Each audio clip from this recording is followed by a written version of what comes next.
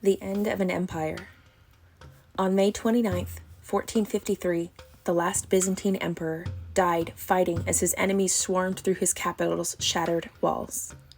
That day, the Byzantine Empire ended.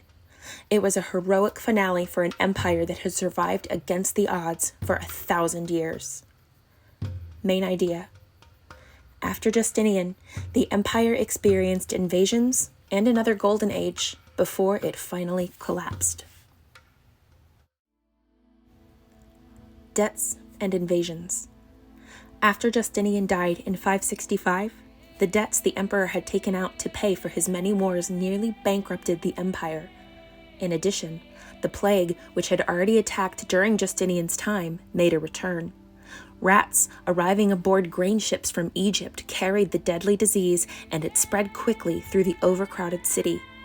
At the height of the plague, perhaps 10,000 people died every day.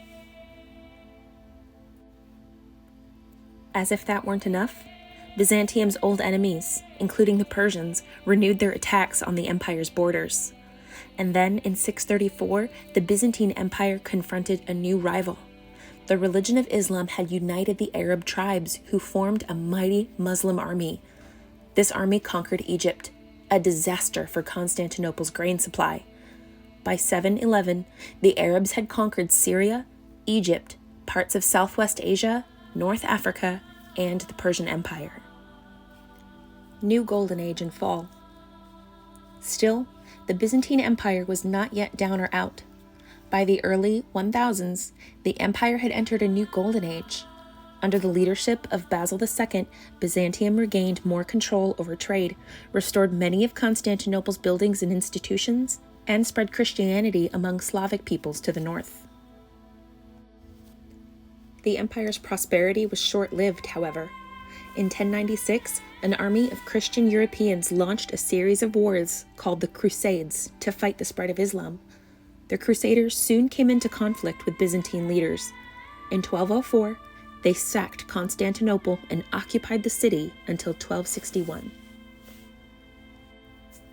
In time, the Byzantine Empire became a shadow of its former power.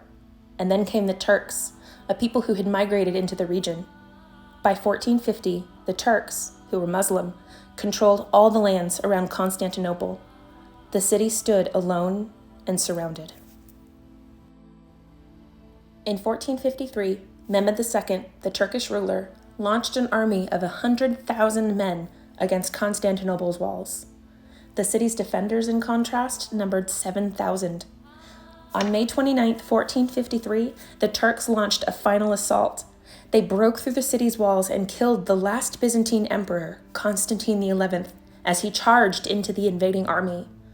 By nightfall, Constantinople was under Turkish control. Greek fire. The Byzantine army had a secret weapon, Greek fire. It was liquid fire soldiers could propel at enemy troops. It burned with an incredible intensity, and not even water could extinguish it. The formula for making Greek fire was a closely guarded secret that died with the empire.